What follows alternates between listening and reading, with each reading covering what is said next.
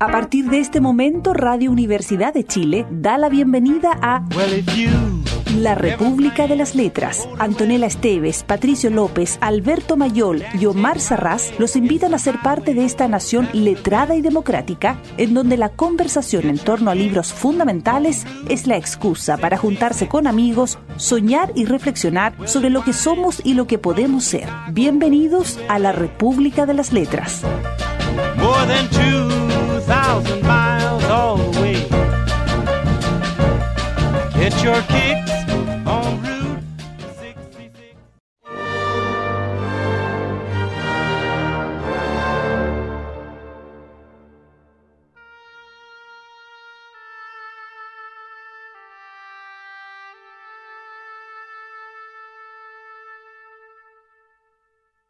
Efectivamente, ¿qué es Europa para un húngaro, para un checo, para un polaco? Desde el principio, estas naciones pertenecen a la parte de Europa arraigada en la cristiandad romana. Participan en todas las fases de su historia. La palabra Europa no representa para ellas un fenómeno geográfico, sino una noción espiritual que es sinónima de la palabra Occidente.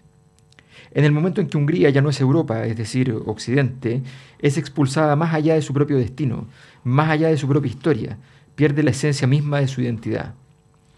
La Europa geográfica, la que va desde el Atlántico hasta los Urales, siempre estuvo dividida en dos mitades que evolucionaban por separado, una vinculada a la antigua Roma y a la Iglesia Católica, seña particular, el alfabeto latino, y la otra anclada en Bizancio y en la Iglesia Ortodoxa, seña particular, el alfabeto cirílico. Después de 1945, la frontera entre estas dos Europas se desplazó unos pocos de cientos de kilómetros hacia el oeste, y algunas naciones que siempre se habían considerado occidentales se despertaron un buen día y constataron que se encontraban en el este. Como resultado de ello, después de la guerra, se formaron tres situaciones fundamentales en Europa: la de Europa occidental, la de Europa oriental y la de esa parte de Europa situada geográficamente en el centro, culturalmente en el oeste y políticamente en el este, la más complicada de las tres. Milan Kundera, un occidente secuestrado esta noche en la República de las Letras. Antonella Esteves, buenas noches. Muy buenas noches. ¿Qué tal? Aquí estoy con mi resfrío y yo estamos aquí. Aquí estamos con Milan Kundera. Con voz estéreo. Vean la maravilla de reseña biográfica. Milan Kundera nació en la República Checa y desde 1975 vive en Francia. Agregamos ahora que ha muerto, pero esa es toda la reseña porque no necesita más presentación. No necesita más. Milan Kundera, don Omar Sarraz. Buenos días, noches, perdón, ya estoy, no sé. Años. Y de pronto son años. Días, meses, años. Sí, buenas noches. ¿Cómo están? ¿Cómo está Alberto, Antonella? Bueno, aquí estamos con este libro, último texto, no último en escribir, porque hay muchos textos que son más antiguos, pero es el último texto que emana de la pluma de Kundera y se publica recientemente, luego de que estuviera, o sea, ya con sus últimos días, y cuando muere, bueno, nos parece que es un homenaje necesario hacer referencia a este escritor checo notable que se convirtió en francés en sus últimos años, que recuperó su nacionalidad checa. Esta fue una relación tortuosa con República Checa, en su momento Checoslovaquia. Fue muy tenso la situación de Milan Kundera, porque él se fue a Francia y se puso a escribir en francés. Y entonces los nacionalismos checos van a plantear la gravedad del hecho. Recordemos que esta es una zona donde el nacionalismo fue fundamental en la ruptura del orden soviético en la Europa del Este. Los distintos nacionalismos fueron mermando las capacidades políticas de la Unión Soviética, ya sea dentro de la Unión Soviética o afuera. Y por tanto, estos nacionalismos también exigían de sus connacionales, ¿ya?, una conducta semejante. Pero aquí entonces se plantea Kundera ante el dilema súper importante de cómo se es occidental y se respeta su origen nacional al mismo tiempo, o cómo tú puedes conjugar eventualmente ciertas dosis de nacionalismo con la cultura occidental, y cómo aquellos países cuya historia queda ahí en un lugar intermedio, en un hiato entre dos mundos, cómo pueden vivir con una dimensión espiritual de Occidente que no se condice con la dimensión política del mismo Occidente. Entonces es todo un dilema entre la presión soviética, por un lado, el dilema sobre las culturas de la zona desde el cirílico, desde el mundo eslavo, y las presiones por el lado occidental, europeo occidental, de Occidente, digamos, que viene a ser el canon, ¿no?, cultural asociado hoy día a lo que es la OTAN. Y aquellos países que están en una situación intermedia, bueno, lo pasan mal. Hoy día estamos con una guerra en una situación parecida, así que es bastante evidente. Y eso nos abre una discusión que yo lo encuentro genial desde el punto de vista de cómo un escritor, que además estas cosas igual las ha tratado en sus libros de alguna manera colateral, profundiza en este tipo de problemática. Uh-huh. Bueno, decir que Un Occidente Secuestrado, que salió en marzo de este año, antes de la muerte de Kundera, reúne 2 ensayos que fueron súper importantes, escritos por él. Uno del 67, que se llama La literatura y las pequeñas naciones, que fue un discurso en el Congreso de Escritores Checoslovacos, el 67, y otro que se llama Un Occidente Secuestrado o La tragedia de Europa Central, que es del 83, y que salió publicado en Le Débat, en noviembre de ese año 83.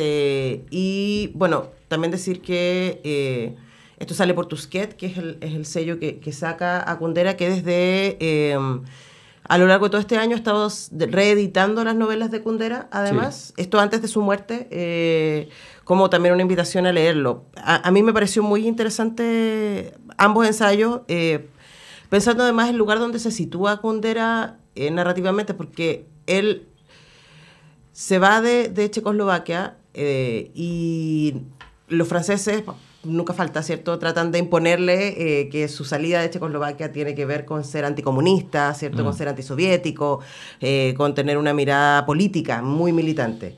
Y él siempre dice, yo soy novelista. Y yo creo que estos 2 ensayos son muy consistentes con eso, porque la pregunta que él se hace es el rol que tiene la cultura en la construcción de las identidades nacionales. Y cómo finalmente termina siendo lo único que les puede salvar y permitir una sobrevivencia, y como en el caso de estos países, Hungría, Polonia y Checoslovaquia, que como leyó Alberto, se pensaban Europa Central y en algún momento se vieron Europa Oriental, y tomados por la Unión Soviética, de alguna manera siente que pierden su vínculo con quiénes son ellos, no con quiénes son los otros, sino con quiénes son ellos vía la historia y la herencia judeocristiana.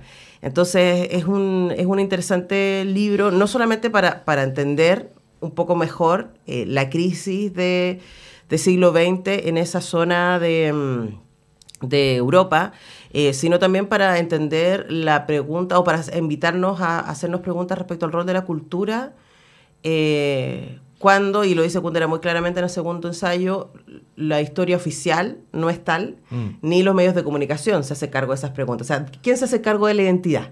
Sí. Es una de las preguntas que plantea Kundera acá. Sí, antes de darle a Omar, solamente decir que efectivamente es bien interesante, porque la problemática de qué pasa cuando tú tienes una dimensión intelectual, espiritual, ¿no?, que está definida, que tiene una larga tradición, que se viene trabajando en las palabras y en las cosas de las personas todos los días, por centurias, por milenios, y de pronto la historia, como es, ¿ya?, necesariamente pasa por encima porque dice, bueno, aquí ganó no sé quién, ¿ya?, una batalla, una guerra, y entonces entró, no sabemos por cuánto, y entonces cómo esa cultura se ve presionada en medio de ese escenario. Entonces es un problema de toda la vida, y es un problema para un conjunto de sociedades donde los valores occidentales permearon muy fuerte, pero que sencillamente un buen día amanecen con otra religión oficial, con otro idioma oficial, con otras condiciones oficiales, y tienes que tomar decisiones de cómo enfrentas ese escenario. De nuevo, apocalípticos integrados. De nuevo, claro. Sí. Bueno, aquí está la cosa, que es que Europa Central, aquí lo pone claramente Kundera,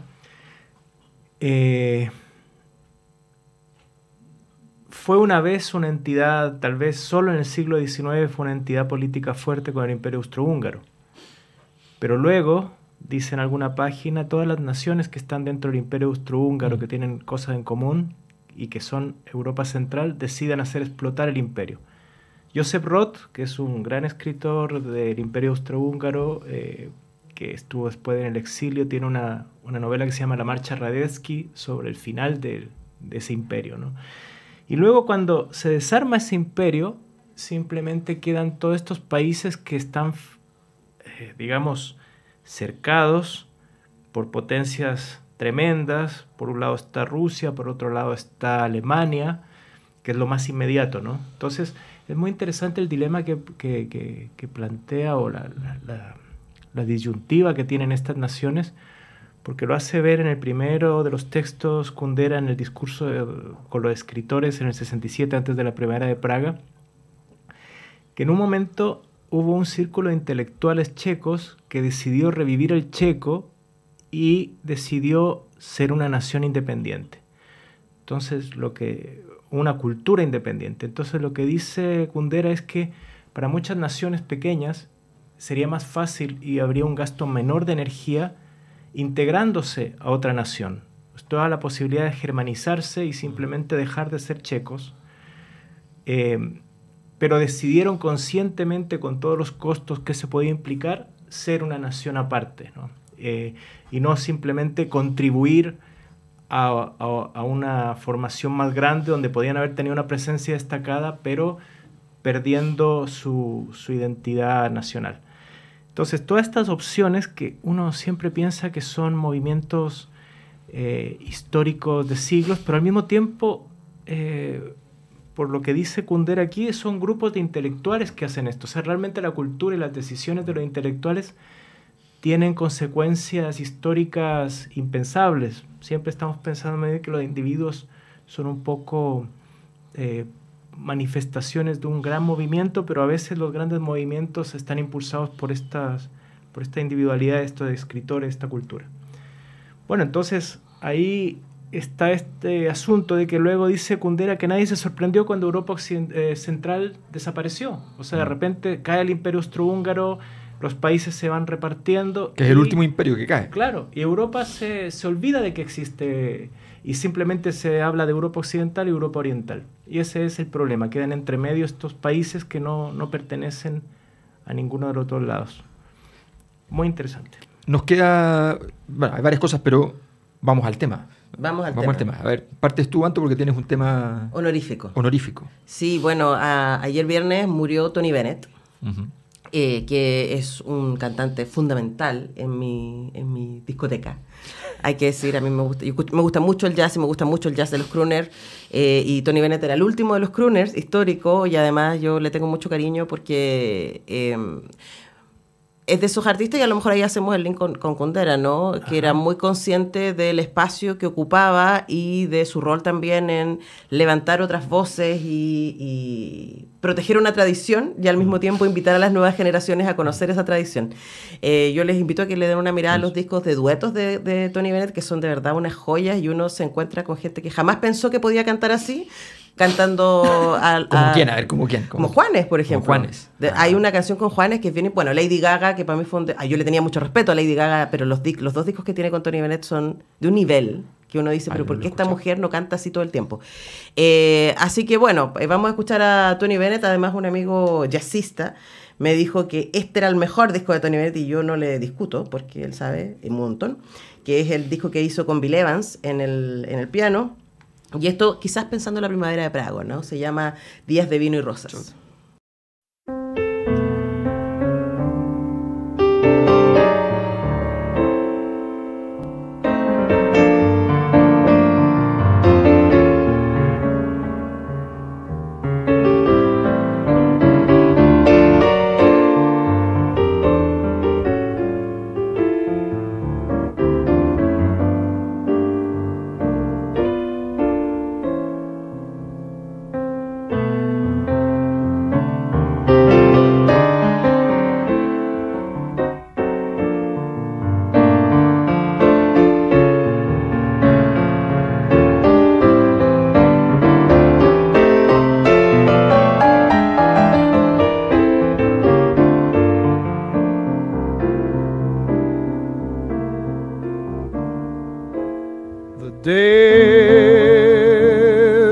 of wine and roses, laugh and run away like a child at play through the meadowland toward a closing door, a door marked nevermore that wasn't there before. The lonely night discloses just a passing breeze filled with memories of the golden smile that introduced me to the days of wine and roses and you.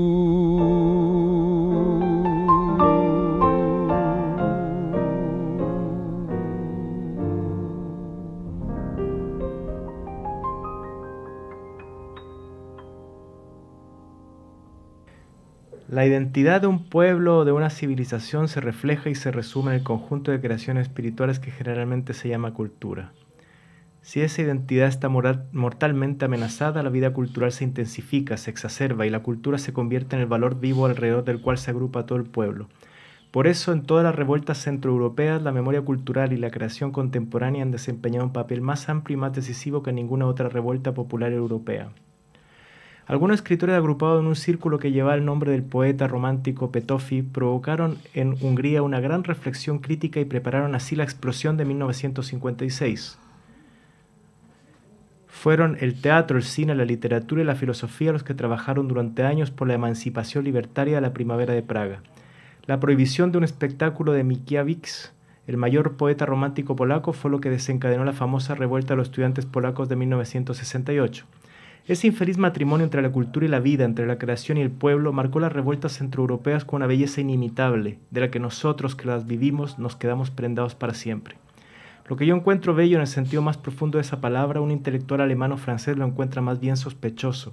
Tiene la impresión de que esas revueltas no pueden ser auténticas ni realmente populares y sufren una influencia demasiado grande de la cultura. Es extraño, pero para algunos la cultura y el pueblo son dos nociones incompatibles. Para ellos la idea de cultura se confunde con la imagen de una élite de privilegiados, por eso acogieron el movimiento Solidaridad con mucha más simpatía de la que mostraron por las revueltas precedentes. Ahora bien, digan lo que digan, el movimiento Solidaridad no se distingue en su esencia de estas últimas, ya que no es más que su apogeo, la unión más perfecta, la más perfectamente organizada entre el pueblo y la tradición cultural perseguida, despreciada o hostigada del país. Estamos leyendo Un Occidente secuestrado de Kundera. Y aquí, a propósito de lo que acabo de decir, está el asunto de que se me acaba de ir la idea, pero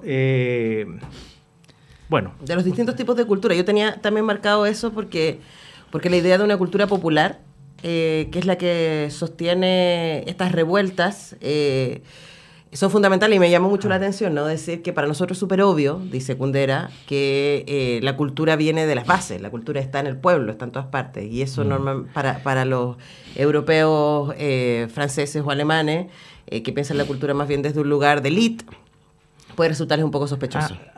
Ahora me acordé. Bueno, resulta eso mismo y también que en Kundera dice en alguna parte que, por ejemplo, las revistas en estos países eran tan importantes que se publicaban, se sacaban decenas de miles de ejemplares en cada tirada, que la gente comentaba las cosas de las revistas culturales, que ese impacto de la cultura no tenía, cuando él salió hacia Francia, vio que no tenía esa realidad en el resto del mundo, en el resto de Europa, que por ejemplo los intelectuales conversaban en sus reuniones también de la televisión y no de las revistas, y entonces él se pregunta si no será que los europeos de Europa Central están desfasados porque la cultura ya pasó a ser el gran modelo, el gran paradigma, el sustrato de la identidad, y ahora pueden ser los medios de comunicación, puede ser la tecnología, como que por eso puede ser que Europa Central sea una cosa en cierta forma anacrónica, ¿no? Y a mí me parece muy interesante eso, porque cada vez que uno habla de la cultura y de la decadencia, está pensando un poco en el libro de Alberto Mayol, pero aparte de eso está hablando de estas cosas un poco conservadoras, como el libro de Spengler sobre la decadencia de Occidente, o cosas así, como al final de la historia. Pero para Kundera no quiere decir no tiene el significado de que la cultura sea algo aristocrático y que el mundo democrático, popular, sea anticultura y sea vulgarización y sea decadencia, sino que más bien dice que lo popular y lo cultural estaban unidos. Y eso es muy interesante. Su obra lo refleja con mucha claridad. En general, las novelas, él recorre los distintos tipos de personajes, digamos. Los personajes que fueron más famosos en él normalmente son personajes más parecidos a la gente que lo lee. Porque normalmente, claro, suele suceder. Pero tiene muchos personajes populares en sus obras, con un buen conocimiento de esos territorios. Ahora, a mí lo que más me parece interesante del libro es lo siguiente, que me pasa que siento que los intelectuales actualmente están en una especie de, por decirlo así, en un camino más sartriano, ¿no?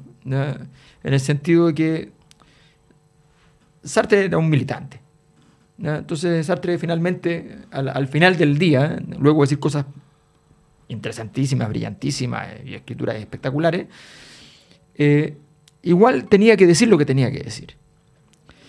Y yo creo que no hay nada más claro, prístino, no necesariamente es lo único que es honesto intelectualmente, pero como honestidad intelectual es evidente que ocurre la honestidad intelectual cuando alguien está dando un discurso que no le sirve con nadie.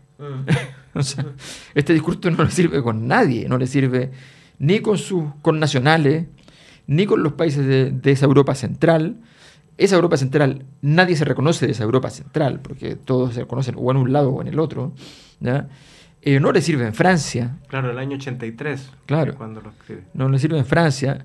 No le sirve en ninguna parte. Y tampoco se erige a sí mismo como la solución. No. Porque más bien es un ensayo lleno de preguntas. Claro, entonces sí, esos son verdaderos ensayos. Sí. Te viene a decir, mira, porque yo lo pienso, por ejemplo, que ha habido mucha crítica o mucho apoyo a la postura del presidente Boric en estos días respecto al tema de Brasil y la relación con la guerra de Ucrania.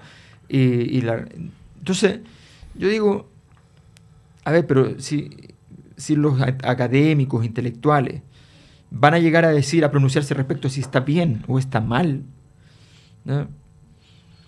O sea, me parece que obviamente es parte del asunto, pero no es el único asunto. Lo importante es que aquí venga una reflexión importante respecto a qué hay en lo profundo de esta relación. ¿Cuál es la crítica? Porque naturalmente el presidente tiene que tomar decisiones de carácter político cuando habla, ¿no? Pero los intelectuales no, ¿no? Los intelectuales tienen el derecho, la posibilidad y además la obligación, ¿no?, de ir y plantear a la sociedad una reflexión sobre qué significa el presente y qué significa el futuro. Que no sea complaciente. Claro, o sea, tú dices, mira, a ver, ok, no sé, voy a decir un poco lo que decía en mi libro sobre Occidente. Decía, mira, a ver, ok, evidentemente esta Rusia no tiene nada que ver con Occidente, ¿no?, con nuestra tradición occidental. Y es probablemente el momento, yo no sé qué diría Kundera respecto al presente en ese sentido, pero yo considero que es el momento menos occidental de la historia de 300, 400 años de Rusia. Uh-huh. Pero yo voy a mirar Estados Unidos y miro un país que incumple numerosos criterios occidentales, numerosos. Si pensamos Occidente como la como Europa grecolatina. Como una cultura grecolatina, como un conjunto de visiones respecto a los derechos. Uh-huh. ¿Ya? O sea, cultura grecolatina pasada por la Revolución Francesa. Pasaba por la Revolución Francesa y pasaba por la noción de derechos sociales que se impulsan con la teoría de los derechos humanos. Uh-huh. ¿Ya? Entonces, cuando tú dices, bueno, es que en Estados Unidos no hay postnatal. No hay postnatal. Tienes 5 días de permiso. Tú puedes pedir un permiso sin goce de sueldo. ¿Ya? No hay vacaciones pagadas. O sea, no hay indemnización en el despido. ¿Ya? No hay sistema de salud público en la práctica, ¿no? Es una cosa que es un engendro. Entonces tú dices, a ver, ¿cómo estivo la carga cuando el líder de Occidente es ese aparato? Claro. ¿Ya? Y cuando tengo el país antioccidental, entonces cuando tú vas y dices, yo cumplo los formalismos para ser Occidente, ¿ya? Entonces la relación, como dice Kundera, espiritual, intelectual, ¿ya? La relación más profunda no la estás articulando. Yo creo que esa pregunta, ese requerimiento, esa urgencia en un momento como el 83, donde de verdad nadie se imaginaba que en cosa de un par de años la Unión Soviética caía, ¿ya? Y donde era muy fácil en todo caso sumarse a la publicidad occidental para efectos de esto, y él quedó en una posición incómoda por todos los lados. Bueno, pero ahí también es a la consistencia Kundera de quien nunca se pensó militante. A él le molestaba mucho que le pusieran carteles de anticomunista o antisoviético o pro-europeo. Por un lado, porque era como lo que él dice en estos ensayos, como es obvio que soy europeo. O sea, es como, soy checo, obvio que soy europeo. Y claro, no es tan obvio, ¿no? Pero aquí queda muy claro desde dónde. Y por otro caso, yo pensaba también mientras leía el segundo ensayo, Un Occidente secuestrado, sobre, claro, cómo se aplica eso hoy día, ¿no? Porque él está hablando de el destino de este grupo de países que están en la Europa Central y que quedan un poco, durante el siglo XIX y el XX, hechos sándwich. Literalmente, ¿no? Entre la OTAN y, bueno, en la Guerra Fría, claramente, entre la Unión Soviética, pero antes de eso también, muchas otras veces. Son como ese pedazo de territorio en donde pasaban los imperios para un lado, pasaban los imperios para el otro, pasaban los imperios para un lado, pasaban los imperios para el otro. Entonces, como te salvaste de los nazis, después vinieron los soviéticos, ¿cierto? Y es bien espeluznante. Y la pregunta que le hace es como, ¿cómo resistimos como nación? No desde el separatismo, sino desde la identidad.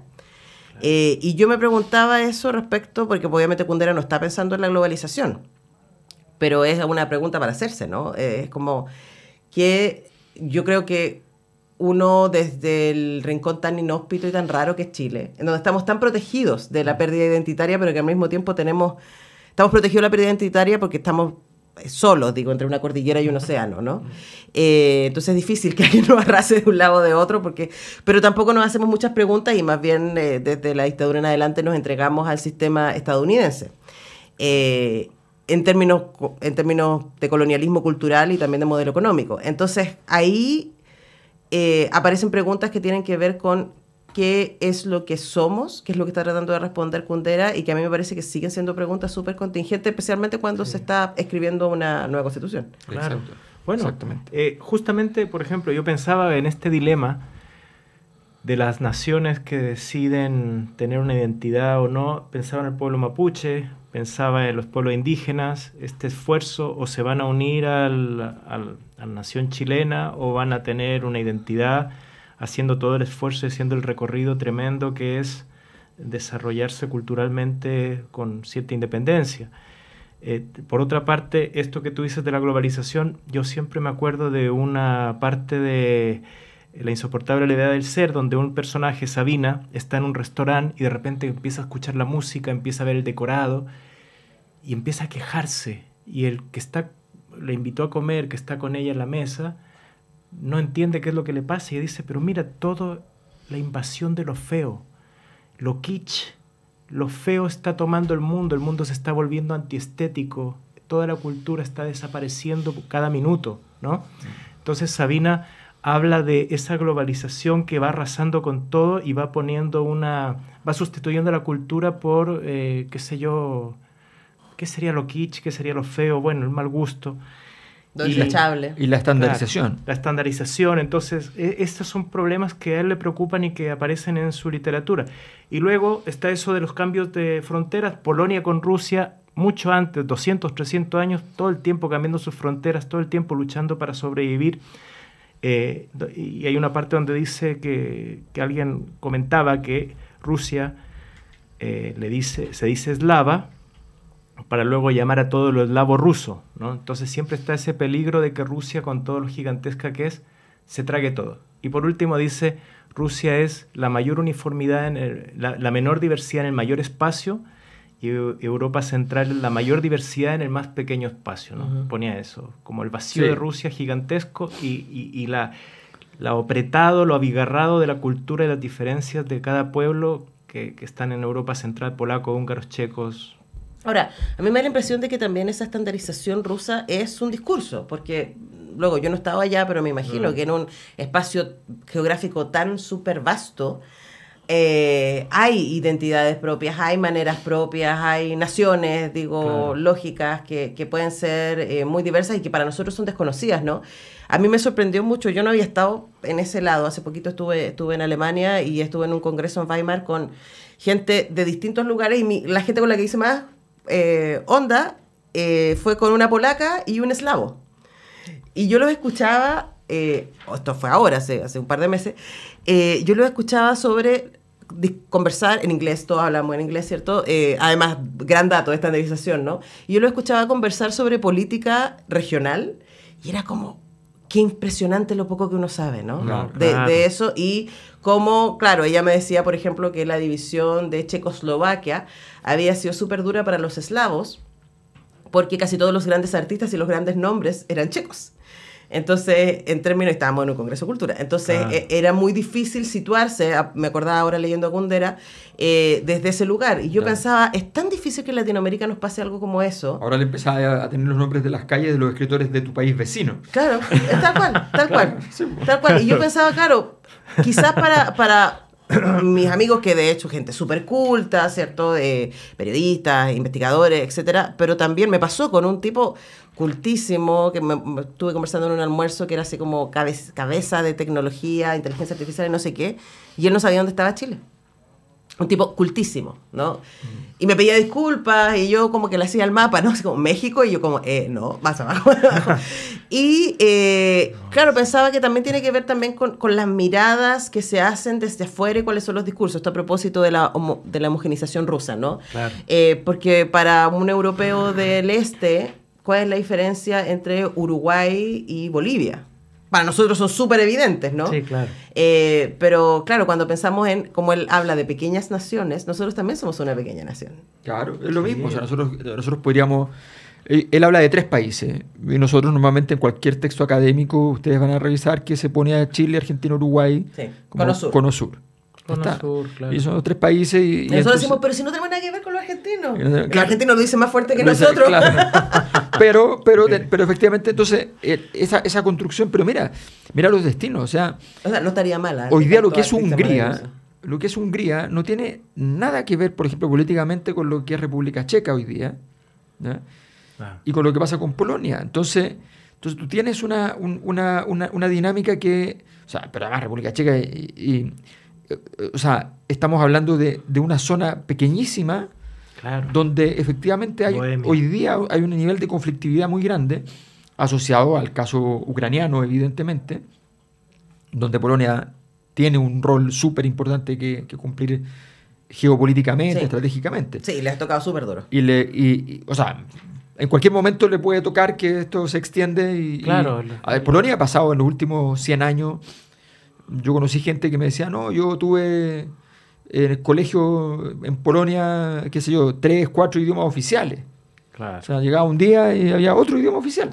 Sí, pues pasabas de un país a otro. Tenía que aprender. Claro, se movían. Y quizás ahí la pregunta que se hace Kundera por eso resulta ahí tan urgente, ¿no? Entonces, como, ¿quiénes somos? Si constantemente nos están diciendo que somos otra cosa. Claro, yo creo que ahí está la solución siciliana, que es lo que le pasaba a Sicilia permanentemente, justamente que llegaban distintos a administrarlo. La solución siciliana fue la mafia. La solución siciliana nace por eso, porque tú dices, no puedo confiar en el policía porque el policía siempre es otro. ¿No? Entonces yo tengo que refugiarme, y eso te da una capacidad de acción ilimitada cuando logras armar tu sistema interno. Y reconocida socialmente. Claro, reconocida social, y además con legitimidad social. Y además de eso, bueno, hay que ver que todas estas cosas que se imponen de afuera muchas veces no tienen nada que ver con las necesidades de los propios pueblos.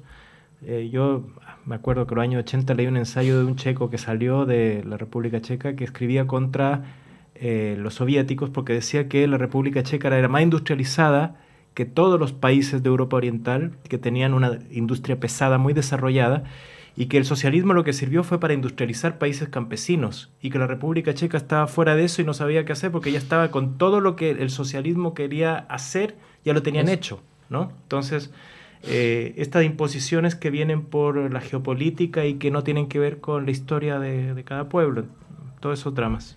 Bueno, Oye, vamos al siguiente tema. vamos al siguiente tema. Omar, Alberto ¿quieres ir Mayor. tú o voy yo? Vaya usted, por Voy yo. favor. Ya. Bueno, como la descripción de Milan Kundera me parece que hace mérito a una frase genial de los prisioneros para referir a Chile, de que somos occidentales de segunda mano. La verdad es que creo que vale la pena entonces convocar ese tema, aunque ese tema tiene una alocución inicial un poco altisonante, destemplada, ¿ya? ¿Por qué no se van del país? Ahora, debo decir que hay una mejor versión para efectos prácticos, entendiendo la historia de las personas, la historia de los mismos prisioneros, que la versión que hizo después Florcita Motúa, que decía ¿por qué no me voy del país? Pero vamos a ir con lo original, que es de Jorge González y los prisioneros.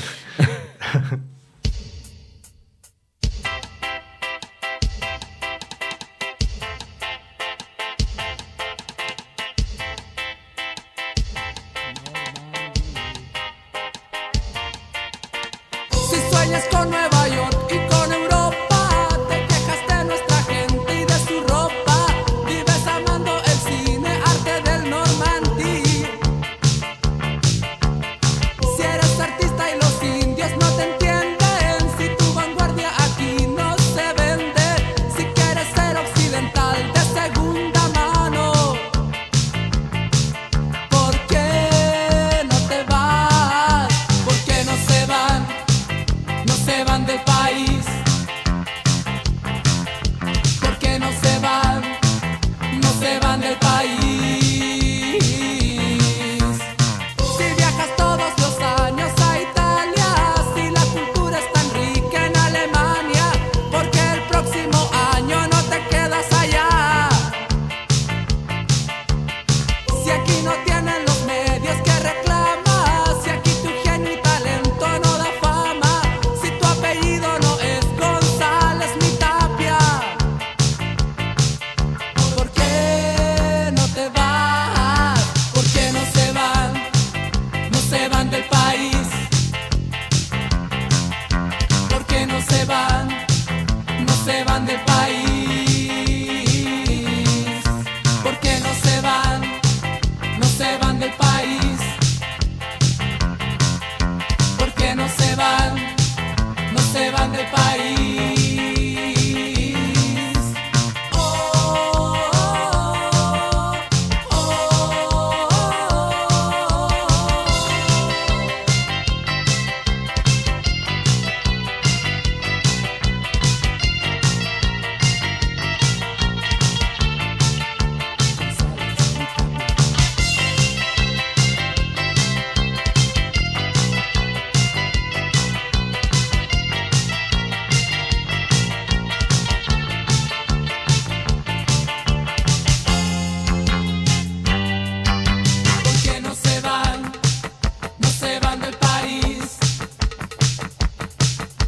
¿Por qué no se van? No se van del país. ¿Por qué no se van? No se van del país. ¿Por qué no se van? No se van del país. ¿Por qué no se van? No se van del país. Oh, oh, oh,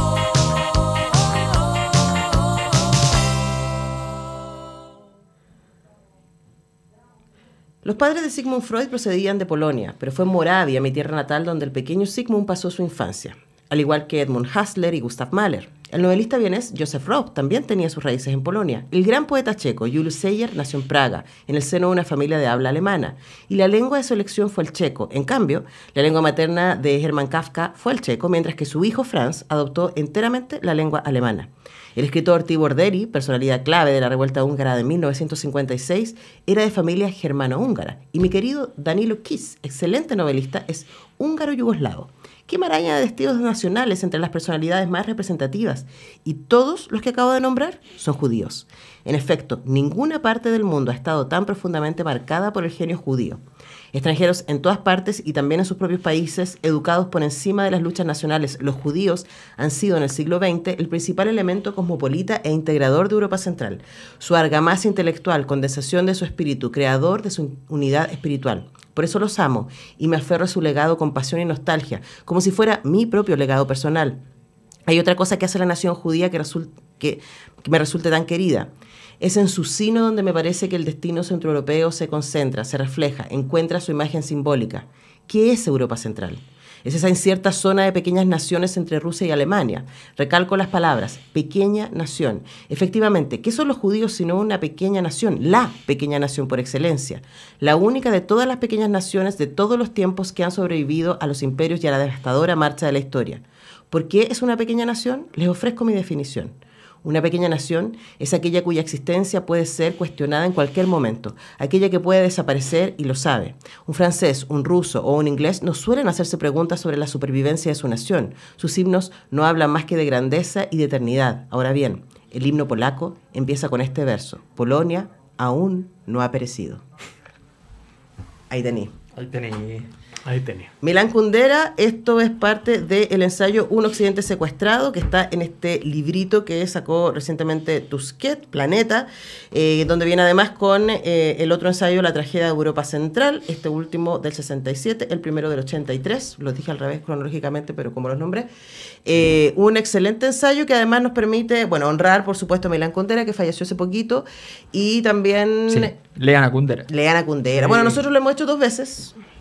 La República de las Letras. Yo una vez, porque cuando hicimos nosotros La Insoportable de Darcer. La Insoportable. ¿Hicimos la broma o hicimos el...? No. Ustedes hicieron uno con Carlos Azócar. La fiesta de la insignificancia. No hemos hecho la broma. Yo quería que hiciéramos la broma, pero La no broma teníamos suficientes copias. Sí. Pero más adelante. Pero más adelante, no, Kundera hay que leerlo y releerlo. Además que cuando murió Kundera a mí me preguntaron de un medio amigo sobre Kundera, y a mí me llamó mucho la atención esta cosa, porque claro, yo en mis 20s leí mucho Kundera. O sea, como yo creo que me tengo que haber leído, no sé, 5 o 6 libros entre años. Así en como los que 80 era el escritor más leído, tal vez. Pero, De los más leídos. 90 eran mis 20s.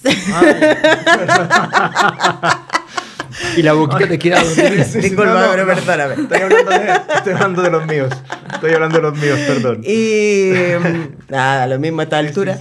No. Y claro, uno ahí como, no es casual, ¿cierto? Que uno se acerque a Kundera en ese tiempo, pero una de las cosas lindas que pasan, y que a nosotros nos ha pasado mucho, yo cuando releemos algún autor, o yo tengo que hacer alguna clase que refiera a algo, alguna actividad, por ejemplo, ahora mismo estoy aquí y estoy en el Teatro Nescafé de las Artes.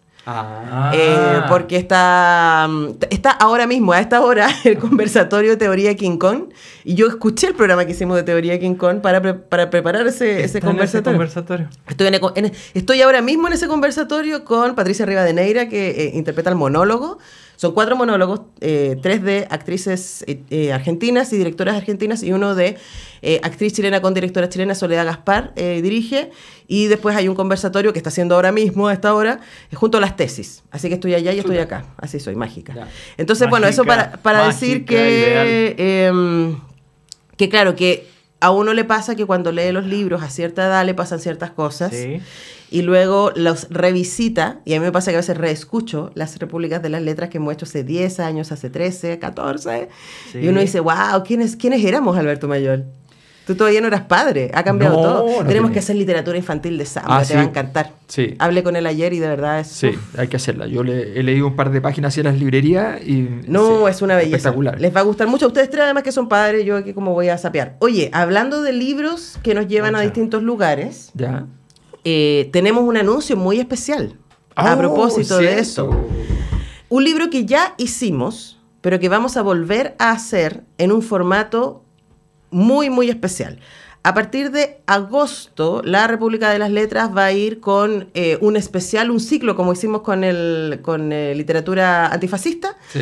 Ahora vamos a hacer con un ciclo de literatura de memoria, literatura vinculada con la dictadura. La historia dice que nos va a ir igual de mal que la vez pasada. Sí, sí. Es posible, pero nosotros cumplimos con nuestra obligación. con nuestra obligación, que es hacer memoria. Y vamos a partir esto va a salir el sábado, creo que el 5 de agosto. Sí. 5 de agosto, es sábado. Pero vamos a grabarlo en Sala Máster el lunes 31 de julio. Presencial, a las 7 de la tarde.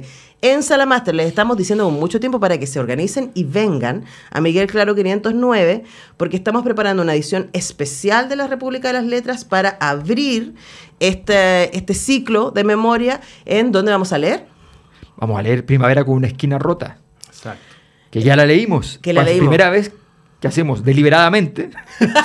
no porque se me olvidó. Primera vez que hacemos deliberadamente el mismo libro. ¿Ya? La vamos a hacer de nuevo, con una relectura desde el presente también, que siempre es así, pero por eso vale la pena reiterar. Y vamos a hacerla también en la lógica de lo que significó la puesta en escena de la obra de teatro de Primavera con una esquina rota. Pero cuando reempezó la República, repetimos El extranjero también. Pero, Sí. ¿Pero fue deliberado? No me acuerdo. Creo que sí. Capaz que sí, no me acuerdo. Pero bueno, lo que va a pasar el 31 de julio es muy especial por todas estas razones. Uno, porque es la segunda vez en la historia de la República de las Letras que vamos a hacer un programa con público. Sí. Cierto. Cosa que a mí me incomoda profundamente, pero es necesario. Y porque Benedetti fue nuestro autor. Y porque Benedetti fue Ah, nuestro el autor, primero. fue el primero que leímos. Fue La Tregua. Fue La Tregua, lo pueden escuchar ahí. Y además vamos a tener invitados especiales. Como nombraba Alberto, el Teatro Ictus hizo un montaje de Primavera con esquina rota que fue muy particular, porque mientras estaban en funciones de ese montaje de Primavera con una esquina rota, sucedió el caso de Gollados, y no olvidemos que uno de los actores de esta obra es padre de Roberto Parada. Entonces, la obra fue retomada por Ictus, Sí. ahora, y está Una en cartelera reversión. ahora, dirigida por Jesús Orqueta ahora, y es la misma obra, pero le hicieron ahí un quiebre Sí. para recordar y homenajear ese momento. Y un actor que estuvo en esa época del 85 y que está ahora, y que además es auditor de la República de las Letras, el señor Roberto Poblete, nos va a acompañar el 31 de julio leyendo parte de los textos. Qué Así maravilla. que, y además va a venir el maestro Romilio Orellana. Así que cuando presentemos música, va a estar ni más ni menos que el maestro Romilio Orellana interpretando música en vivo en ese 31 de julio. Imagínense qué Muy programa bonito. más bonito. Muy No, bonito, lo muy máximo. bonito. Romilio Orellana también escucha la República de las Sí, Letras. yo sé. Le mandamos un abrazo. A mí me da mucho pudor cuando gente Sí. como él No, nos dice que claro. escucha la República de las Eso es Letras. abrumador, sí. Sí, Cuando así está que en Machu agéndense. Picchu y te dicen lo mismo. Sí, le pasó a nuestro querido Patricio. Saludos a Angélica. Angélica, sí, es cierto. Oye, cierto. entonces Muy importante. agéndense, esto Sí. va a pasar el 31 de julio a las 7 de la tarde en Sala Máster, Miguel Claro 509 Providencia. Les vamos a estar esperando acá. Ojalá vengan con la Primavera con una esquina rota Claro. leída. Vamos a hacer ese programa especial. Sí. Sí. No, y yo quería decir solo las últimas cosas sobre un occidente secuestrado. Es un ensayo muy corto, pero de una gran densidad. Se nota que son los temas que ha estado toda su vida pensando el autor. No es una cosa improvisada a la rápida para que se publique en alguna revista. En su momento provocó un gran debate en Europa, y cada párrafo es denso y hace pensar, y es muy interesante. Así que yo les recomiendo Un occidente secuestrado. Sí, yo quiero... A mí me parece que el debate que él plantea en América Latina hoy día, bueno, en el mundo, pero en América Latina pensemos, es súper pertinente. O sea, súper pertinente. Nosotros, fíjate que los países están tomando decisiones estructurales para muchos años para adelante. O sea, los países que se van con China, los que se van con Estados Unidos, los países que... Son decisiones súper importantes. Esos países, la mayor parte de los países están tomando esas decisiones mirando las exportaciones e importaciones, la balanza de pago. Sí. ¿Ya? Y naturalmente las sociedades no son eso. O sea, obviamente uno tiene que salvaguardar la balanza de pago, obviamente. Sí. ¿Ya? pero yo no me levanto en la mañana, no digo que sea equivalente, pero yo no me levanto en la mañana diciéndole a mi hijo, mira, estamos con problema de plata, así que voy a salir a robar. ¿Ya? Y entonces, pero no eres profesor universitario. Sí, pero bueno, las cosas son como son. ¿Ya? Entonces, no, hay una discusión previa que tiene que ver con compartimos valores, ¿tiene algún sentido esto y lo otro? ¿Con quién me voy a aliar y en qué condiciones?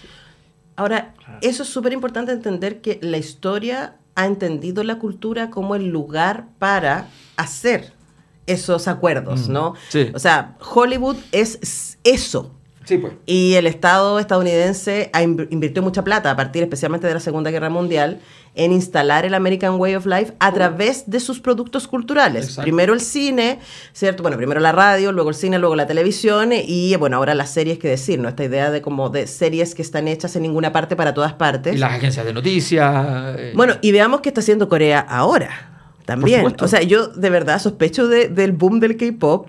Del cine menos porque lo encuentro tan bueno. Yo creo que Corea del Sur, que ha sido occidentalista mucho tiempo, en el último tiempo ha dado unas señales raras. Entonces es interesante, efectivamente. Es interesante porque además es como ocupo tus herramientas, no las mías. O sea, tú me Claro. enseñaste que el capitalismo funciona a Tú me través has del enseñado, consumo sí. y que por lo tanto necesito yo entrar en el consumo cultural y qué mejor manera de hacerlo a través de estos chicos y estas chicas Bueno, que parecen muñequitas. Y también hay que remarcar que Alberto estuvo pensando estos temas en su libro, lo que me parece muy interesante. Hubiera sido bueno si tuviéramos 2 programas al hilo como para seguir comentando con Alberto. Y la otra cosa es que me pareció interesante esto de que se piense Occidente casi como un destino intra y suprahistórico, casi como una cosa, casi como la idea platónica, como que fuera una cosa metafísica, algo a realizar en este mundo, pero que ya existiera. Europa como un proyecto que ya existe y que estas naciones hacen real. Yo no sé si sea así, es un poco así, pero se habla de Europa como lo más real y lo más Material de esa- que, claro, entonces Oye, es interesante. este libro, Un Occidente Secuestrado, otros libros de Milán Kundera y los libros de Alberto Mayor, ¿se pueden encontrar dónde? En librería Clepsidra, José Pedro Alessandri 94, en la salida de Metro Chile España, Macul con Irarrázaval, ya esa esquina no está rota, ya, Estuvo rota mucho tiempo. Estuvo rota mucho tiempo. Hacía en el metro. Pero ya se mejoró la esquina. La hemos Sí, recuperado. eso era. Y en Librería Clepsidra, también por internet, usted puede entrar a libreriaclepsidra.cl, puede allí buscar su libro, comprarlo, se le llega a su casa, puede verlo a través de las redes sociales, muy activo en las redes sociales Librería Clepsidra, así que tiene diversas oportunidades para poder encontrar los libros que usted necesita. Será un gusto poder atenderlos. Dicho todo eso, Atenderlas. tenemos que despedirnos. Agéndense para el 31 de julio a las 7 de la Falta un tarde. tema, ¿Y con qué tema vamos? No sé, pues dime tú, si te No, toca a ti. tú dime, Borjak, porque eso pongamos es- Borjak. Yo iba a poner List, pero pongamos Borjak. Borjak, Ya, Borjak, pues. que es checo. Pongamos Borjak, el trío de cuerdas. Bueno, Cuarteto de cuerdas, cuarteto de cuerdas. con sí. eso nos vamos. Con eso. Muchas gracias, Cami, muchas gracias, Manuel, y gracias Un abrazo, a todos y todas. Que estén muy bien. Chau. Chao.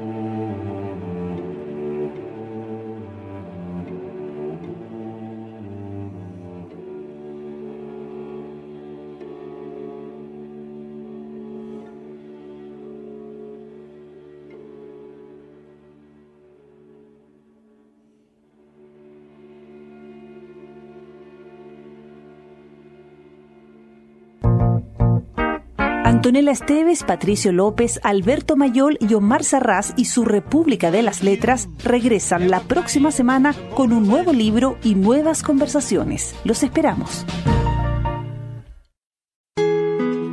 Librería Clepsidra. En Ñuñoa, en Macul con Irarrázaval, está la librería Clepsidra. Libros de ciencias sociales, literatura, filosofía, poesía, lecturas escolares de arte y teatro. Avenida José Pedro Alessandri 94, teléfono 225-5706. Consulte nuestros títulos y autores en www.clepsidra.cl.